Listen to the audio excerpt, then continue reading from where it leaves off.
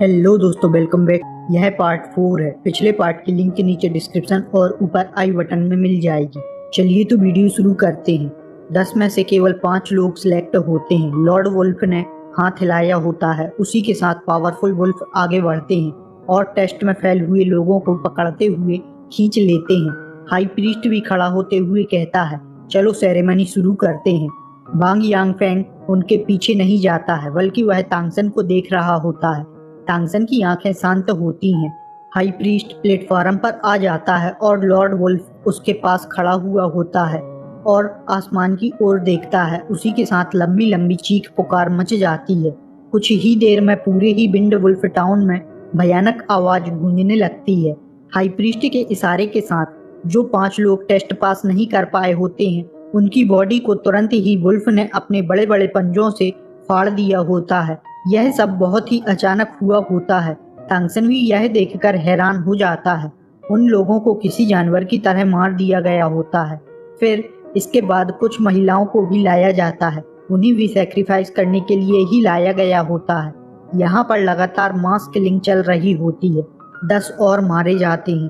तांगसन ने भी दर्द में अपनी आंखें बंद कर ली होती हैं, लेकिन यह अभी खत्म नहीं होता है। उनकी सेरेमनी लगभग 30 मिनट और चलेगी। तांगसन ने भी अपना सिर नीचे कर लिया होता है, फिर दोबारा से उस तरफ नहीं देखा होता है। पूरी ही बॉडी बुरी तरह से कांप रही होती है। सेरेमनी पूरी हो जाती है। वांग यानफेंग ने तांगसन और मुक्शु की ओर रुख किया और कहा, तुम मेरे साथ आओ। बाकी लोग भी कांपते हुए उसे फॉलो करने लगते हैं, जो सभी को विंड वुल्फ टाउन के वेस्ट साइड में ले जाता है। इस तरफ बने हुए घर काफी अलग थे। पत्थर से बनी हुई 2 मंजिला इमारत होती है और इसके सामने 100 मीटर का आंगन होता है। वांग यांगफेंग अंदर चला जाता है। एक महिला को आवाज लगाता है। वह भी काफी डरी हुई सी लग रही होती है। वांग यांगफेंग सेरेमनी खत्म होने की बात बताता है। वह महिला सभी को कुछ गर्म पीने के लिए देती है। तांगसन को यहाँ पर पहली बार लगता है वह इंसान है। मुक्शु भी अचानक रोने लगती है। वांग यांगफेंग आह भरते हुए कहता है, तुम सभी भाग्यशाली हो, लेकिन यह भी तुम्हारा दुर्भाग्य है। आज से मैं तुम्हारा टीचर हूँ। 3 साल बाद फिर से तुम्हारा टेस्ट होगा। तुम्हें उसी उम्र के वुल्फ को हराने की जरूरत होगी, ताकि वास्तव में तुम कैपेबल हो या नहीं उसके बाद पता चल पाएगा। साथ ही उस महिला का नाम च्यू जिंग बताता है और आगे बताता है, और तुम सभी लोगों को आने वाले 3 सालों में हमारे जैसे ही क्वालिफिकेशन को प्राप्त करना होगा, जिससे तुम गुलाम ना बने रहो। इन्हें यहाँ पर जागीरदार कहा जाता है। लड़के और लड़कियों को अलग अलग कमरों में जगह देते हुए कल से इनकी पढ़ाई शुरू करेगा, यह बताता है। साथ ही एक आइडेंटिटी कार्ड जैसा कुछ देता है। यदि बाहर जाना चाहो तो इसके सहारे ही जाना होगा, जिससे बाहर जाने पर लोग तुम्हें स्लैब के जैसे ट्रीट नहीं करेंगे, और एक लकड़ी से बना हुआ मार्क दे देता है।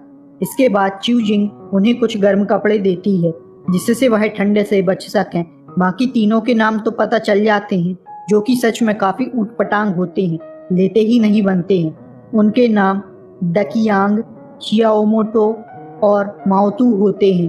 वांग यांगफेंग इन्हें सरल नाम देता है। वांगदा, वांगएर और वांगसन कहा जाता है। यदि यह 3 साल बाद क्वालिफाई होते हैं तो वह भी अपना नाम बदल सकते हैं। तांगसन मुक्शु को देखता है, जो काफी ज्यादा परेशान होती है। तांगसन के पूछने पर माँ कहते हुए चिल्लाती है और रोने के कारण बोल नहीं पा रही होती है। इस पर तांगसन इसे अपने जूटियान पावर से मुक्शु को सपोर्ट करता है, जिससे उसकी हालत कुछ सही हो जाती है। तब तांगसन को समझ आता है, उन जो 10 महिलाओं का सेक्रीफाइस किया है उनमें मुक्शु की माँ भी हो सकती है, जिससे तांगसन भी कांप जाता है। तांगसन को तो समझ ही नहीं आ रहा होता है यह दुनिया और कितनी क्रूर हो सकती है। इससे तांगसन खुद पर कंट्रोल नहीं कर पा रहा होता है। तांगसन यहाँ पर सब कुछ खत्म करना चाह रहा होता है, लेकिन इसी समय च्यू जिंग तेजी से आगे आती है और मुक्शु को अपनी बाहों में लेते हुए संभालती है। इसके बाद वह बात करते हुए तांगसन को उसके कमरे में भेज देते हैं। च्यू जिंग का बच्चा भी अवेकनिंग असेसमेंट में बाकियों के 5 बच्चों की तरह फेल हो गया होता है और अब वांग यांगफेंग इनको सरवाइव करने लायक बनाना चाहता है। तांगसन भी वांग यांगफेंग के सामने सम्मान में झुक जाता है और टीचर के रूप में उसे एक्सेप्ट कर लेता है। तांगसन, जिसके पास स्पिरिचुअल नॉलेज है, जिससे वह वांग यांगफेंग और च्यू जिंग की सैडनेस और ट्रू फीलिंग्स को फील कर सकता है, इस दुनिया में आखिरकार उसके पास एक घर है। रात भर तांगसन सोया नहीं होता है, ना ही उसने प्रैक्टिस की होती है। तांगसन के दिमाग में वह सेक्रीफाइस वाला सीन ही चल रहा होता है जिसने तांगसन के दिमाग पर बुरा असर किया होता है, जिससे तांगसन के दिल में उनके लिए गहरी नफरत पनप जाती है। दूसरे दिन इनकी सभी तैयारियां हो जाती हैं। वांग यांगफेंग ने आज से इन्हें पढ़ाने को कहा था। आगे क्या क्या करना है यह सब कुछ बताने लगता है। यांगफेंग उन्हें बोर्ड पर लिखते हुए पढ़ाने लगता है, जैसे कि फेरी कॉन्टिनेंट को 2 भागों में बांटा गया है, जिसे डीमोन क्लैन और घोस्ट क्लैन के द्वारा कंट्रोल किया जाता है, और घोस्ट क्लैन को ही स्पिरिट या सोल क्लैन भी कहा जाता है। उनके द्वारा कंट्रोल किया जाने वाला एरिया रिचेन एम्पायर कहलाता है, जो कि नाम से बिल्कुल अलग है।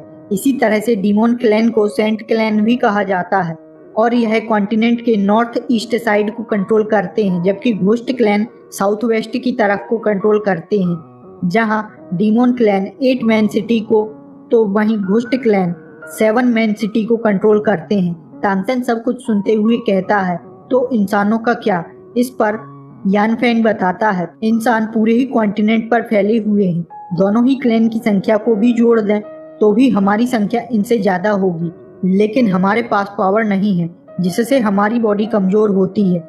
लेकिन हमारी फर्टिलिटी काफी ज्यादा अच्छी है, जिससे हम सरवाइव कर पाते हैं, जिसके कारण हम लोग केवल उनका गुलाम और खाना ही बन सकते हैं। ऐसा कहा जा सकता है घोस्ट क्लैन के ह्यूमन स्लेव हमसे बेहतर होते हैं, क्योंकि वहाँ पर नॉन वेजिटेरियन कम होते हैं। इसी तरह से और भी जानकारी दी जाती है। उसके बाद क्लास अगले दिन के लिए आगे बढ़ा दी जाती है। इसके बाद यांगफेंग अगली क्लास में दोपहर के बाद फेंग लॉन्गचांग की प्रैक्टिस बताता है, जिससे यह हेवन और अर्थ की पावर को एब्जॉर्ब कर सकते हैं। तांगसन को यही तो चाहिए होता है। यदि तांगसन को अपनी पिछली जिंदगी जितना पावरफुल होना है तो इन्हीं की मेथड से आगे बढ़ना होगा। और आगे यांगफेंग बताता है 3 साल बाद इन्हें कम से कम 3rd टियर के वुल्फ के जितना पावरफुल होना होगा। यह सुनकर तांगसन को छोड़कर बाकी सभी डर जाते हैं। इसके बाद यांगफेंग इन्हें सिखाना शुरू कर देता है। यह एक प्रकार की एक्यूपंक्चर मेथड होती है जो काफी सरल है। वहीं पर तांगसन की जुआन टियानगोंग, या इसे ही मिस्टीरियस हेवन स्किल भी कहा जाता है, इससे कहीं ज्यादा कठिन होती है। लेकिन तांगसन इसे सीखेगा ही नहीं, क्योंकि उसके पास फेंगलांग ब्लड ही नहीं है। क्योंकि तांगसन का विंड ब्लड तो मिस्टीरियस हेवन स्किल से आया होता है, जिससे यह मेथड तांगसन को छोड़कर बाकी सब पर कारगर होगी। यांगफेंग तांगसन की चारों ओर के एयर एलिमेंट को देखकर हैरान था, क्योंकि वह दूसरों से ज्यादा पावरफुल था। साथ ही उसकी बॉडी में भी कोई चेंजेस नहीं हुआ था। यांगफेंग ने भी तांगसन के जैसा कोई नहीं देखा होता है। इसी तरह से यांगफेंग इन्हें 1 महीने तक की प्रैक्टिस के लिए कहता है। उसके बाद यह इनका टेस्ट लेगा। तांगसन के पूछने पर यांगफेंग हैरान होता है, क्योंकि उसे कभी उम्मीद नहीं थी तांगसन ऐसा कोई क्वेश्चन पूछ सकता है। लेकिन फिर यांगफेंग बताने लगता है कि वदंतियों के अनुसार वह 12 टियर या उससे पावरफुल है, लेकिन सही क्या है कोई नहीं जानता है। तांगसन ने यांगफेंग से सबसे पावरफुल व्यक्ति के बारे में पूछा होता है। जब तांगसन को यह पता चलता है तब यह जानकर तांगसन हैरान था, क्योंकि इसके अनुसार वह 10th टियर से ऊपर 2nd क्लास के गॉड जितना पावरफुल होगा, जिससे तांगसन कुछ खुश तो हो जाता है और सोचता है मैं सही जगह आ गया हूँ। यांगफेंग इन्हें फिर से नए नाम देता है। इसके बाद यह सोने के लिए चले जाते हैं। तांगसन को छोड़कर सभी अपनी कल्टीवेशन कर रहे होते हैं। तांगसन खुद के कमरे से छुपते छुपाते हुए बाहर निकल जाता है। तांगसन एक घर के पास देखता है जिसमें काफी चहल पहल होती है, जिससे तांगसन को यह समझ आता है यह एक मधुशाला है, मतलब बार है, जो कि देर होने के कारण सभी लोग काफी ज्यादा टुन्न होकर बाहर निकल रहे होते हैं। तांगसन ने वुल्फ डीमोन का पीछा किया, जो 3rd टियर का वुल्फ होता है, जिसकी हाइट को देखकर यह अंदाजा लगाया जा सकता है। तांगसन ने उसे कंट्रोल क्रैन कैचिंग ड्रैगन का यूज करते हुए गिरा दिया होता है। भले ही वह वुल्फ नशे में होता है, फिर भी फुर्तीला होता है। अब तांगसन को इनकी कमजोरी का पता होता ही है, इसलिए तांगसन ने भी तुरंत ही वुल्फ की कमर पर अटैक किया, जिससे वह ढीला पड़ गया और जमीन पर गिर जाता है। इसके बाद तांगसन ने मिस्टीरियस हेवन स्किल से उसकी पावर को एब्जॉर्ब करने लगता है। फिर तांगसन को समझ आता है तांगसन ने पहले भी 3rd टियर के वुल्फ को मारा होता है, लेकिन यह उनसे अधिक पावरफुल था, जिससे तांगसन का ऑरा और विंड ब्लेड दोनों ही पावरफुल हो जाते हैं। इसके बाद तांगसन उसे छोड़ते हुए अपने घर वापस आ जाता है और तांगसन ने अभी जो एब्जॉर्व किया है उसकी प्रैक्टिस अच्छे से करने लगता है, क्योंकि इसी के बाद तांगसन को पता चलेगा आगे वह क्या क्या कर सकता है। लेकिन जैसा तांगसन को लगा होता है वैसा नहीं हो पाता है।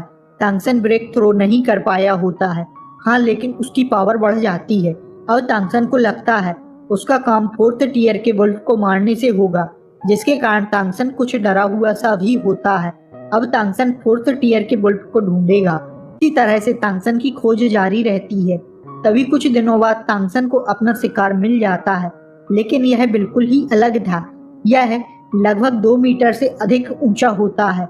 इसी के साथ यह इतना पावरफुल होता है कि एक साथ यह 4 से 5 3rd टियर के वुल्फ से एक साथ निपट सकता है। तांगसन भले ही तांगसेक्ट की हिडन टेक्निक का यूज करे और अभी की पावर से तो इसे हरा सके, लेकिन यह इतना आसान नहीं है। इससे तांगसन ने कोई जल्दबाजी नहीं की और हर दिन प्रैक्टिस और साथ ही पढ़ाई भी की, जिससे तांगसन इस कॉन्टिनेंट के बारे में काफी कुछ सीख सका। इस तरह से 15 दिन निकल जाते हैं। इसके बाद यांग फेंग फाइट की ट्रेनिंग देने लगता है और एक एक करके सभी को अटैक करने के लिए कहता है, जिसे वह आसानी से रोक लेता है। वह 3 इसी तरह से ज्यादा कुछ नहीं कर पाए होते हैं। फिर मुक्सू अटैक करती है, जो इन तीनों से पावरफुल होती है। साथ ही मुक्सू ने उन तीनों की हुई गलतियों को भी नहीं दोहराया होता है। मुक्सू के हाथ से विंड ब्लेड निकलते हुए सीधे यांग फेंग के शोल्डर में लगता है। दूसरे यह देखकर हैरान थे, लेकिन इसी के साथ यांग फेंग की बॉडी पर फीकी ब्लू लाइट दिखाई दे रही होती है और यांग फेंग धीरे से अपनी एनर्जी का यूज करते हुए मुक्सू को पकड़ लेता है और इसी के साथ यांग फेंग की आंखों में खुशी चमक रही होती है और यांग फेंग विंड ब्लेड के प्रयोग इन्हें 3rd टियर पर पहुंचने पर सिखाएगा। फिर कहता है, तांगसन अब तुम्हारी बारी, और मुक्सू को पीछे हटने के लिए कहता है। इसी के साथ तांगसन की आंखों का कलर बदल जाता है, जिससे यांग फेंग के साथ सभी हैरान थे। भले ही अभी 15 दिन ही हुए होते हैं, लेकिन पहले की तुलना में तांगसन काफी अधिक पावरफुल था, जो यांग फेंग के लिए हैरानी वाली बात थी। इससे पहले यांग फेंग और कुछ सोच पाता, तांगसन के राइट हैंड से 3 इंच लंबी विंड ब्लेड निकल चुकी होती है। यांग फेंग ने हल्के में लिया, क्योंकि तांगसन ट्रांसफॉर्म नहीं कर सकता था, लेकिन यह विंड ब्लेड तो यांग फेंग के बिल्कुल सामने जाकर गायब हो जाता है, जिससे यांग फेंग पीछे हट जाता है। लेकिन फिर भी वह हैरान था और तांगसन को फिर से ऐसा करने के लिए कहता है। साथ ही यांग फेंग ने भी अपनी तरफ से विंड ब्लेड तांगसन की ओर शूट किया। तभी तांगसन की लेफ्ट हैंड से विंड ब्लेड निकलता है, जो कि पहले वाले से काफी ज्यादा तेज था। तांगसन का विंड ब्लेड फिर से उसकी बैक की तरफ आते हुए गायब हो जाता है, लेकिन उसी के साथ इस बार एक सर्कल टाइप से बना हुआ दिखाई देता है। दरअसल यहाँ पर तांगसन का विंड ब्लेड गायब नहीं हो रहा होता है, बल्कि तांगसन का उस पर पूरा कंट्रोल होता है, जिससे वह चोट भी नहीं पहुंचा रहा होता है। साथ में तांगसन ने यांग फेंग के विंड ब्लेड को भी रोक दिया होता है। अब बड़ी बात यह है कि यांग फेंग के विंड ब्लेड को तो वुल्फ लॉर्ड भी नहीं रोक सकता है, लेकिन तांगसन ने ऐसा एक बार किया तो इसे कोइंसिडेंट कहा जा सकता है। लेकिन दूसरी बार फिर क्या हुआ? दरअसल यहाँ पर तांगसन उन विंड ब्लेड को किसी हिडन वेपन की तरह यूज कर रहा होता है। इसके आगे की स्टोरी हम कंटिन्यू करेंगे कल।